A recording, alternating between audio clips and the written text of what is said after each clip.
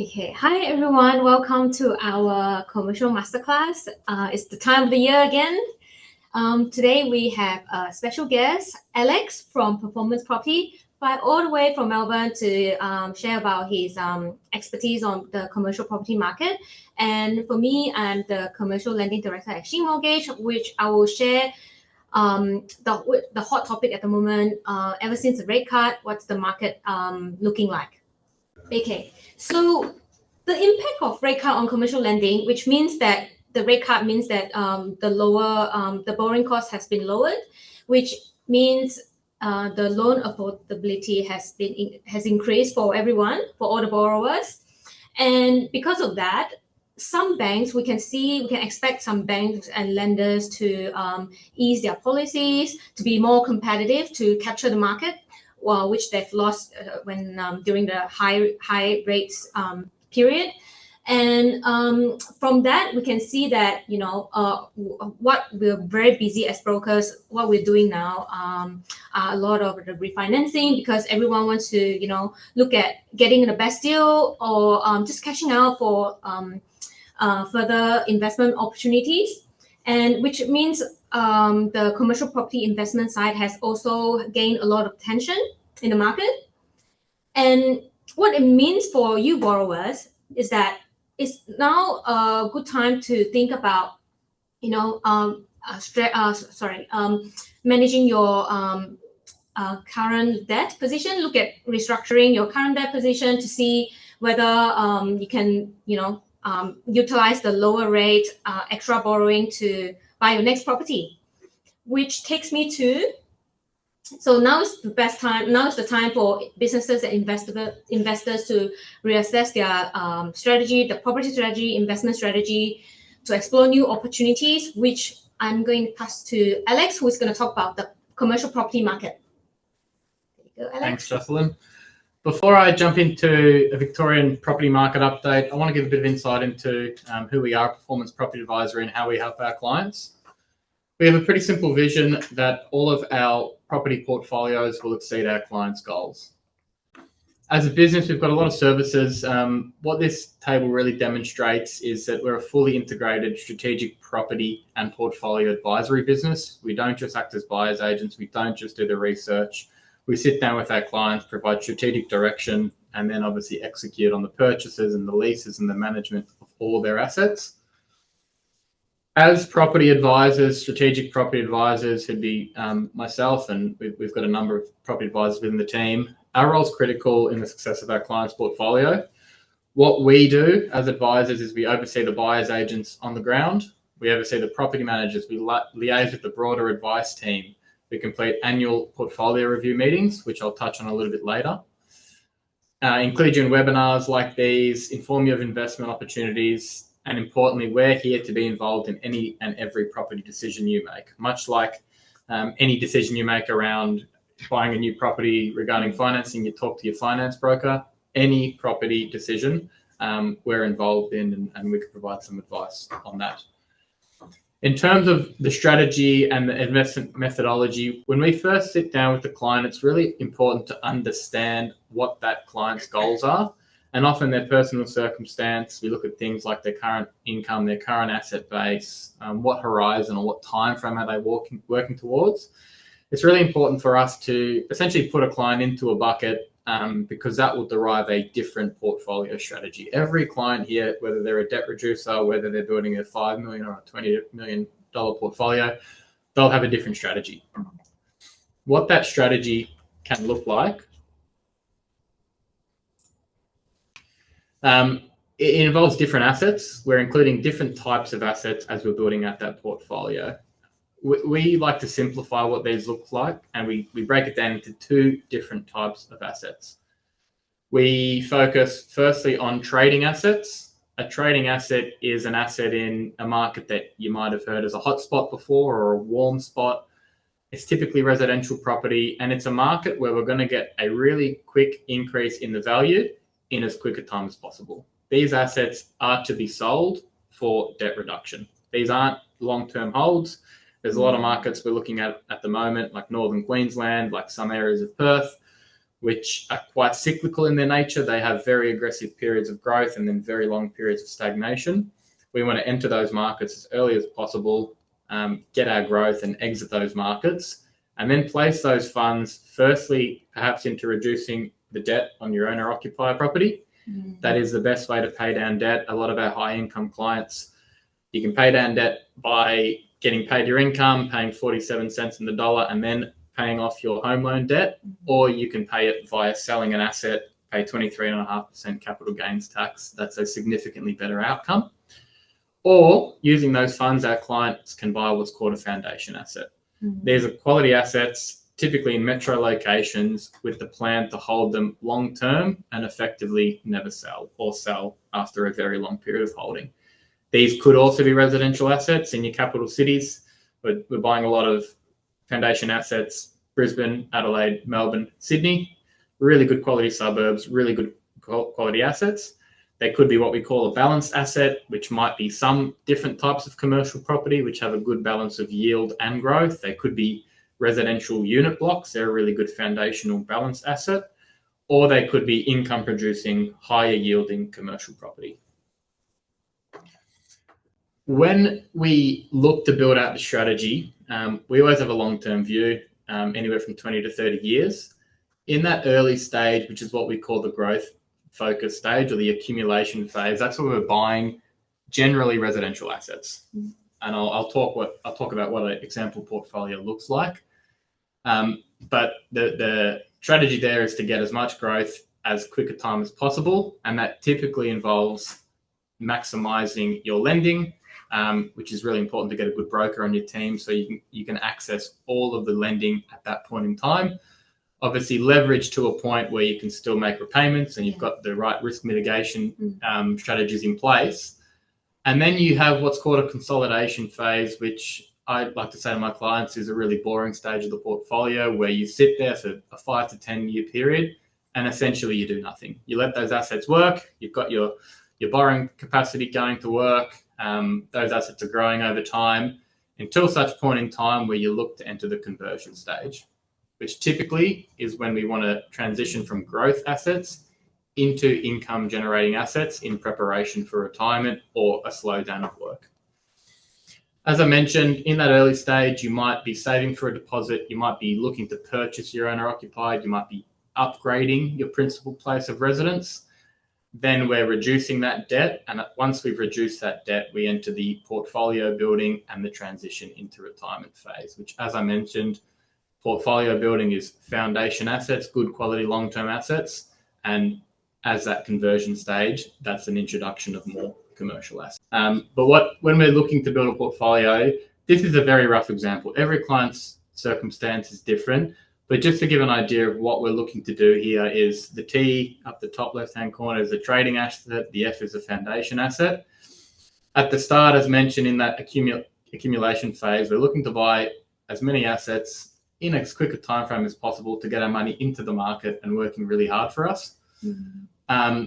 Every foundation asset we buy, we're looking to buy 1 or 2 trading assets, and they're going to be used to pay down the debt on that foundation asset. And as you can see, in years 6 and 9, we're selling all of our trading assets, we're reducing the debt, and then we're sitting there for that consolidation phase where we've got 2 foundation assets that are working really hard and getting solid growth, at which point in time we're preparing for retirement. We've got a residential property that's yielding typically a relatively low amount, 2 or 3% net yield if you're looking at a capital city kind of blue chip asset. And at that point in time, we're selling that down and we're converting those funds into a commercial asset, which is going to generate significantly higher net yields. That's a basic portfolio allocation. When we're buying assets, it's really critical that we're managing the assets as per the property strategy. The property strategy is the overarching strategy of what we're trying to achieve and get you from X to, an X $1 million portfolio in a 20-year period. Throughout the process, every asset needs to be managed differently. At the top sits the portfolio advisor or the strategic advisor, who obviously defines that strategy. We then help our clients appoint property managers who obviously do all the typical tasks of a property manager: advertise the property, lease it out, collect the rent, manage the asset in line with the strategy. And then depending on the type of asset, a foundation asset needs to be managed differently to a trading asset. We buy a foundation asset, we put together a 25-year renovation and refurbishment plan. We conduct a highest and best use analysis, whether that be knocking it down and building 3 townhouses, whether that be converting it from a 3-bedroom, 1-bathroom to a 5-bedroom, 2-bathroom family home. And at the point in time where it makes sense and it's feasible, our clients will hold our clients' hands through that highest and best use. Whereas a trading asset, quite simply, we're ensuring that property is rentable, keeping up with the essential maintenance and compliance works, and then we're doing a minor refurbishment prior to the sale to maximize the end outcome, and then obviously use those funds to then go into other assets. How do we do this? We sit down with our clients on a 6-monthly or annual basis. You have those meetings with your portfolio advisor or property advisor, who would be myself. We look at how every asset has grown over the past 12 months. We track the price, the performance, the equity. We obviously look at all your key financial statistics and work with your broker to understand, is there capacity to potentially add another property into the mix? Critical that you maintain a healthy cash buffer. We want to make sure that your strategy is still relevant to your goals. Some clients may have had significant increases in income or some inheritance, where we're now shifting from strategy for the next 12 months, and that 12-month action plan we put in place is going to look a little bit different. We do this via an app, and I'm happy to send a link, maybe following this webinar, to any clients who are interested to jump on the app and understand how that works. But that's a really cool bit of software that we're building for our clients, so they can jump on one dashboard, view their entire property portfolio, know what the equity position, know what the net yield is, and that's where we're going to provide advice to our clients. Now, perhaps what you all came here for, to understand a bit more about commercial property. Before I get into Victoria, I just want to chat briefly about why commercial property as an asset class. When we're investing, the way we look at things is quite simple, that there's risk and there's return associated with any asset class, and we want the best combination of both. You know, we've got assets in the bottom left-hand corner, government bonds, cash, incredibly low risk, but obviously with that comes relatively low returns. And then you go to the top right-hand corner where you're looking at speculative assets like cryptocurrency, which have had phenomenal returns, but with that comes significant risk. So when we're charting property, commercial and residential, we're kind of looking for, in a leverage environment, 15% total returns, thereabouts. And we believe to be relatively low risk compared to some of the other assets that are getting a little bit more return. That's why it's highly desirable. Another key thing we look at with commercial property, building prices. So building prices have compounded, increased at 4.41% per annum since 1981. They're moving above inflation. The cost to build a commercial asset today is significantly higher than it was 5, 10, 20 years ago. So people are not going to produce property until prices rise to a point which makes it feasible to do so. Approvals, off the back of that, higher cost to build, prices have moved, but perhaps not as much as the cost to build has, but significantly low on building approvals. The amount of stock that's looking to be brought to the market, despite the increasing population, is going to lead to a pretty significant undersupply in the near term. We can see the past 3 years, building activity has been significantly lower. What we also know is the amount of building approvals that actually convert to finished projects is even lower than it has been, given we're in this higher rate environment, given that people are still unsure on the cost to build and whether that's going to continue increasing. What this means is we're going to have an undersupply, we're going to have an increase in population, which is going to lead to most likely rising rents, and in line with rising rents, we foresee prices rising, because the value of a commercial asset is tied very closely to the rent that it generates. As I mentioned, population growth, I think we all know what's happening, but importantly, population is going up 1.5% since 2004, and we expect that to continue at a relatively similar pace until at least 2060. This is more around a medical type asset class. This is an asset class that we like and we're investing heavily in.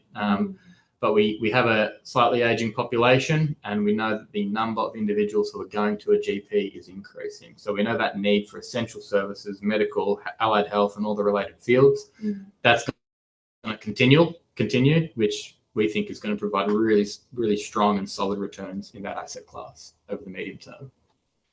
For those of you who may not be particularly familiar with commercial property, I think it's important to understand some of the key differences, and there are some really important differences between commercial and residential. With commercial, you're typically getting tenants who are signing longer term leases.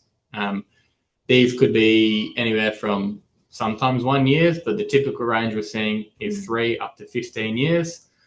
The longer ones, you might get a medical centre who wants to ensure that the business is safe for the long term, signing a 10 or 15-year lease, or a childcare centre, whereas some of the smaller assets where businesses might be in the growth phase could be signing 3 or 4 year leases. But longer term leases compared to your typical 12 months for residential.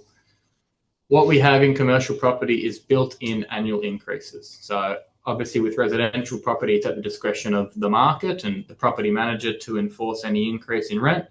With commercial property, the lease will dictate a set increase every year. That lease comes up, and that's typically around 3 to 5% or in line with CPI. As I mentioned previously, commercial property values are inherently tied to the rent.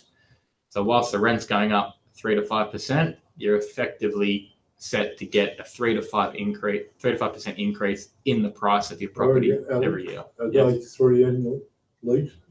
What's that, sorry? 3 N leases?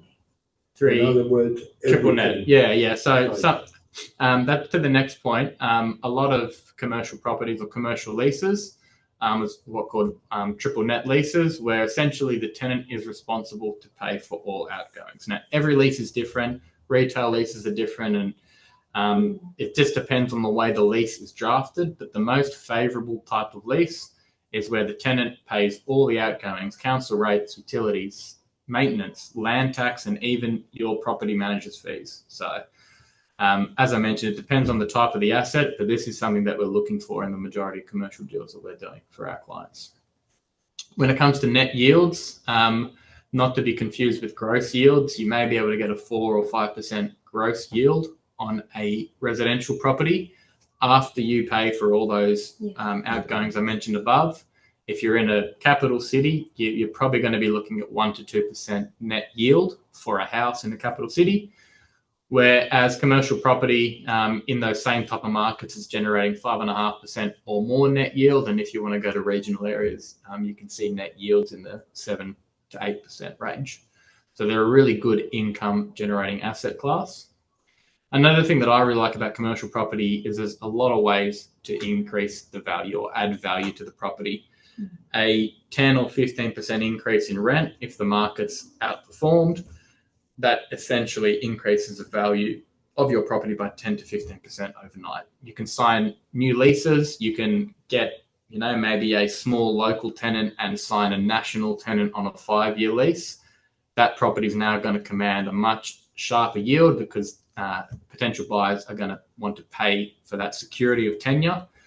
And that's another way to increase the value of a commercial property. A small increase in floor area by 50 square meters by adding a mezzanine into an industrial property, you could see $200,000-$300,000 of increase in value from that asset. So there's various ways to increase the value.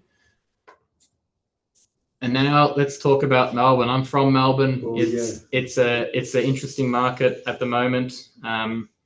The fundamentals, as you'll see as I talk about them, are relatively strong. There's a couple of key things that we believe are holding the market back. So from a job vacancy point of view, no surprises, increased post-COVID or during COVID where the state was locked down. Relatively tight job vacancy data, which is good. Change in population. Again, we had a dip, COVID, but we've had incredible population growth following that. And you can see in 19 and 20, we had negative. That yellow bar is overseas migration. We had negative overseas migration, negative internal migration, where everyone was getting out of Victoria and moving to Queensland, Western Australia, New South Wales, etc. Following that, 2022, 23, 24, we've had record numbers of net overseas migration. Interstate migration is relatively weak, which again is probably one of the key factors holding back the market. But overseas migration is strong, and we believe is going to continue to be strong. And something that a lot of people perhaps don't know is only recently the Melbourne population overtook Sydney. So Melbourne's now the largest capital city in Australia, significantly larger than Queensland, South Australia, Western Australia, who now all have a higher median value than Melbourne. So again, strong population that is set to continue increasing, all positive fundamental signs for Melbourne. Unemployment rate, despite a slight uptick, this is happening everywhere, given the high rate environment, and obviously the target to get inflation back within the band has led to a slight uptick in unemployment everywhere. This is still incredibly low. This is almost record low unemployment rates for Melbourne and Victoria. And businesses, despite what you might hear or might perceive, businesses investment is still going strong. Again, something that a lot of you may not know is when it comes to freight movement, this is a direct correlation to industrial property. Melbourne or Victoria has, by quite a margin, the most amount of freight movement across Australia. I was speaking to some colleagues earlier, and we were talking about the rents that properties are achieving. And despite this immense amount of freight movement within Victoria, increasing land values, rents have been relatively flat for a period of time, whereby a much smaller market like Queensland and even Western Australia, which you can see the light green at the bottom, which has significantly less freight movement, the demand on those markets is quite a bit higher, and the rental growth has been significantly outperforming that of Victoria. Perhaps in not so good news, and this is a national issue, but it's certainly affecting Victorian office market. It is affecting all markets, but from a Victorian point of view, the office sector has been decimated. B and C grade offices are seeing anywhere from 30 to 40% declines in values in the past 2 or 3 years. This is a segment that we're not particularly optimistic about in the short term. The office market, it's not an investment that we're putting our clients' money into. We do think there are better alternatives, but yeah, office is perhaps the only negative from this slide deck. As I mentioned, all the fundamentals sound great. For the most part, fundamentally, we're getting a growing population. Prices have been relatively flat for a period of time in Victoria. Jobs are low, and people still want to come to Melbourne, but prices aren't moving. A big reason for that, alongside interest rates being at relatively high levels, which falling interest rate environment will help the market for sure. There's a really big sentiment issue in Victoria. We've had additional laws pretty much every year for the past 7 or 8 years, which include additional stamp duty, vacant residential tax, increased stamp duty for foreigners. Obviously, the Commonwealth Games was looking to do great things for the regional markets in Victoria. Great infrastructure projects were planned. We were going to see huge population movement. That was withdrawn. Most recently, we have had a couple of significant taxes, increase in land tax. The threshold for land tax is significantly lower than every other state. We've got a huge debt, $175 billion, and more taxes being added, it seems like, every week. So there's a real sentiment issue in Melbourne. It's affecting locals, and it's affecting occupiers. It's affecting, really importantly, investors. This is a really interesting graph, and it tracks the amount of total active residential bonds. I appreciate this is a commercial update, but this is a really critical graph because for the first time that we were able to get the record since 1999, we have had a decline in rental bonds, which means we've had less rental properties in the market than the previous 12 months. You can see here that we've always had a growing rental database or rental stock in the market. We've got more population, and we now have less rental properties than we've ever had, than we've had the year before. This has never happened. What that means, it's perhaps bad news for prices, or there'll be more stock on the market, which affects the housing prices. In better news for people who are continuing to hold property and take a long-term view, which Melbourne is a long-term foundation market for us, we expect to see pretty aggressive rental growth because there's going to be significantly less stock on the market. And with the growing population, the demand's only going to get stronger. And we probably expect this number for the next 12 months to continue declining, which again is going to put a lot of upward pressure on rents. As a bit of a summary, and just to, I suppose, give a wrap of what we're seeing across the commercial market across Australia. We're not just Melbourne focused. We've got a team of about 100 people across Australia, so we're well across every market. What we're seeing, transaction volumes are still down. 2021 was a crazy year. There was more transactions than was ever occurring. Prices were growing, it seemed like, on a daily basis. 2022 and 2023 saw a slowdown and a decrease. What we're seeing is those transaction volumes are still down. However, they are increasing slightly from this same time as in 2024. So there's more confidence from investors. There's more confidence from owner-occupiers. The demand from owner-occupiers still remains really strong to buy their own property to house their business. What has been interesting over the past 2 or 3 years, typically yields move in line with interest rates. Investors are looking to get, if your interest rate's at 2%, you want to get a yield on a commercial property that's higher than that, let's say 4 or 5%. What's been really interesting to see is, and shows a confidence in commercial property, is we've had obviously a significant increase in the cash rate, circa 400 basis points. Yields have only moved about 50 to 100 basis points. So you may be getting commercial loans at 6.5%, thereabouts, call it 6 to 7% for a commercial loan, where yields on good quality assets are still in that 5 to 6% range. So this is quite unique. The market hasn't shifted in this high rate environment, and perhaps on a continuing falling cash rate, we think prices will remain pretty strong. Construction costs are another positive for existing stock. Rising construction costs, which have now stabilized but are still at historically high levels, along with land values, which are also incredibly high, they've held back supply. As I mentioned earlier, developers are not producing stock because rents haven't risen enough to make sense for that developer to make a margin, and prices haven't risen enough for developers to make enough margin to build new stock.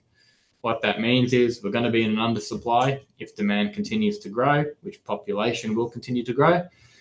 And until prices and rents rise, we're not going to have any new stock hit the market, or a very, very limited amount of new stock hit the market.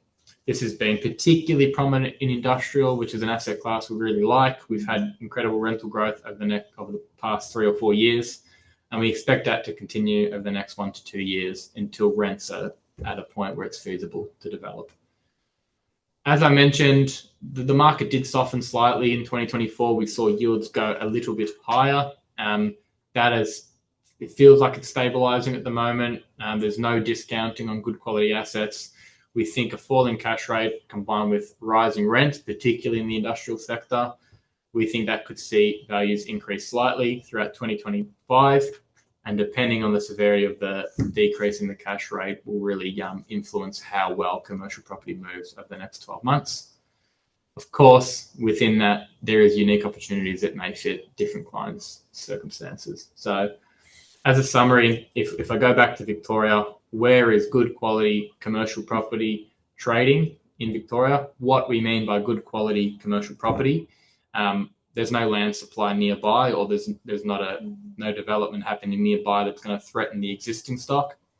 We're buying properties that are below replacement cost. As I mentioned previously, this protects the value of the asset. And they're properties that at any point, if the market's good, if the market's bad, they're going to appeal to a wide range of tenants. That's fundamentally what makes a good quality commercial property for us. So where those yields, industrial property is still really hot in Victoria. Yields can be anywhere from 4.5% to 5%, which is quite low. We're certainly achieving better yields elsewhere. Retail, high street retail, in good quality suburbs, it's almost like buying a house. And with that comes a low yield, 4.5% to 5.5%. As I mentioned, office is struggling. yields on office were 4 to 5% 3 years ago. They've blown out more significantly than any other asset class due to that shift from working in the office to working from home. And they can be anywhere from 5.5% to 7.5%. So again, there's some good opportunities in the office segment. If clients are willing to buy properties that are perhaps run down and conduct some significant renovations and add some value, there is some good opportunities. It typically doesn't fit our clients who want passive set and forget investments. And medical, as I mentioned, an asset class we really like, 4.5% to 5%. 5.5% is where those assets are trading. What we're recommending to our clients who run good quality established businesses and need a new home for their business. They might be outgrowing their current facility. They might be leasing at the moment. We're still helping a lot of our clients secure new premises, whether it be office buildings, it's quite rare, but typically a lot of our clients are in the manufacturing, storage and distribution sectors. They need to upgrade. Rents are rising really, really aggressively. So the advice for those clients is to explore the possibility of buying your own asset to house your business. And of course, Jocelyn can chat through how different types of structures. Some clients are doing that within their SMSF. Some clients are doing it through the company. And that'll come down to that individual client strategy. Income producing assets, those assets that fit well into the retirement stage of our clients' portfolio, passive, relatively low maintenance, set and forget. They'll have 3, 5, 7-year leases in place at 5.5% net yields with built-in increases. This could be small medical centres. This could be industrial warehouses, allied health clinics, pharmacies, small shopping centres, that type of product. Value add for clients that have a slightly higher risk appetite and want to maybe add some value by extending the floor area, or even buying an asset that has a low yield initially, but has a significant increase in the market rent built into the lease in the next 12 months. They're really good opportunities, and we're able to get 6+% net yield within a relatively short period of time. And perhaps the most speculative of all of these, which is quite rare for our clients, but medium to long-term development sites. I mentioned briefly, we have increasing population. We have unit and housing markets, particularly in Melbourne, which haven't grown particularly well in the previous 6 or 7 years. Development sites don't make sense today, but they will make sense once we start to get some movement in prices. That's why medium to long term, it's very rare you'll buy a development site today and start developing and make a profit within the next year.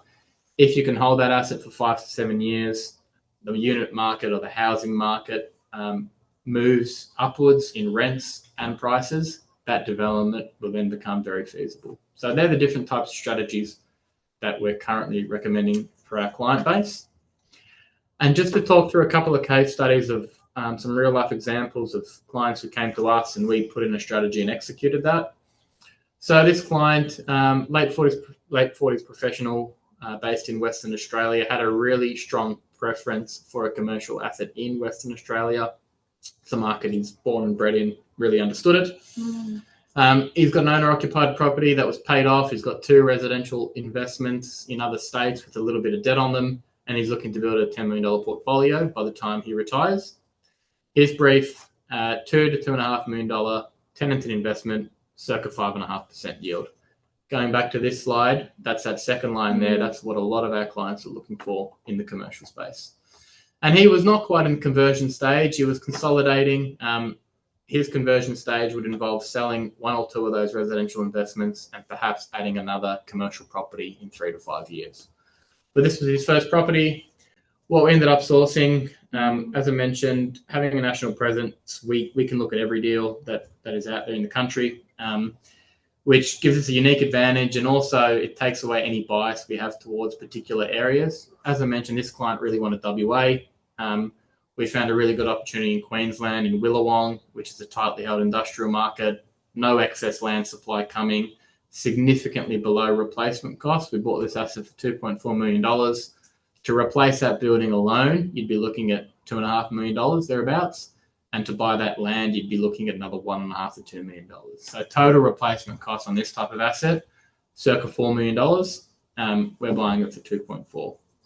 The rent, this was quite a unique one, and we had to, I suppose, overcome some objections and some worries our client had. It was only returning 4.92% net yield initially. However, this was coming off a long-term lease that the tenant was coming off the back of a 5-year lease. They had 3% increases built into that lease. However, the market was doing 8, 9, 10% per annum over that period of time. We had a market review coming up about 6 months post-settlement. During due diligence, we had some pretty robust discussions with the tenant. They also tenanted the property directly next door, and they had another property down the road, which were at capacity. So they were really well ingrained in the area. And only 6 months after settlement, we were able to sign a new 3-year lease, increase the rent to market, which then generated a 7.22% net yield.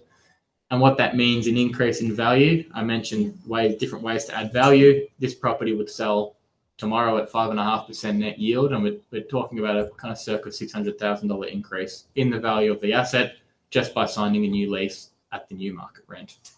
So that was a really great win for our client. That allowed him to almost go immediately, pull some equity out of that property and purchase another commercial property, but we put the brakes on and we're going to look to do something else in the next 12 months. This client was a little bit different, a little bit more established, late 40s business owner based in South Australia, slightly bigger portfolio, looking to build a $20 million portfolio. Again, owner-occupier property paid off. As I mentioned, when we start building portfolios, we want our clients to have as little or no debt on their owner-occupied property, so they can just focus on building their portfolio. And obviously, all the debt on the investment portfolio is going to be tax deductible. So, as I mentioned, looking to build a 20 mil portfolio, had 3 residential investments. We bought this client another commercial property in Queensland, and their brief, $3 to $4 million, a blue chip asset, and they wanted something with a bit of X factor. What we landed on, Belmont is a really well-established, really high-demand industrial suburb in Western Australia, very close to the airport. The tenant of this property was Australia Post. We bought this property for just a tick over $3 million. Alex? Really similar story. Sorry. Sorry. Gotta go pick the car up. Sure. Really similar story to the previous asset, whereby we had a relatively low initial yield. Well, not low, but 5.71% is still quite a healthy yield. However, similar scenario to last time, the market had outperformed what the annual increases were doing on this asset. This was a bit longer term play, but within about 18 months, we would be able to sign this tenant up on an increased rent based on the market, and we'd be achieving a circa 7.7% net yield. And the uplift in the value of this asset is going to be circa $800,000 to $1 million. So that's another example of a good quality industrial asset. Probably 80% of the work we're currently doing in the industrial sector, because of assets like this, that the market has performed really, really well, and we've got an opportunity to add value without really doing anything other than signing a new lease and increasing the rent. That is everything. Thank you for listening. If you have any questions, please feel free to put them in the chat. Thank you so much, Alex. I believe that your very detailed presentation has given our audience a lot of confidence for the, not just Melbourne commercial property market in general. Like, that's a great presentation. Thank you so much. So I will just kick off the Q&A. I just have one question. Please. A lot of our commercial property investors, they have commercial loans, but they prefer to have it on interest only. Yes. Yeah, because they think that's what their accountants advise them for the tax strategy. They don't want to pay off their debt. But what do you think? As I mentioned before, obviously the best way to pay off debt is through, one of the best ways is through capital gains. Often clients who own foundational assets, commercial property, will do interest only. A lot of our clients are doing that, and they're continuing to buy these residential trading assets as well, which they'll use that to pay down the debt as opposed to, paying tax and then doing that through their income. So it depends on the client. Some clients are more conservative and want to be principal interest and want to aggressively pay down and perhaps even make extra contributions. Or obviously, if you're quite low leveraged and your property is generating a good return, the excess cash flow can be redirected straight into paying down the debt. So really depends on the client's risk appetite, but a lot of our clients are doing interest only at the moment. Yeah, thank you.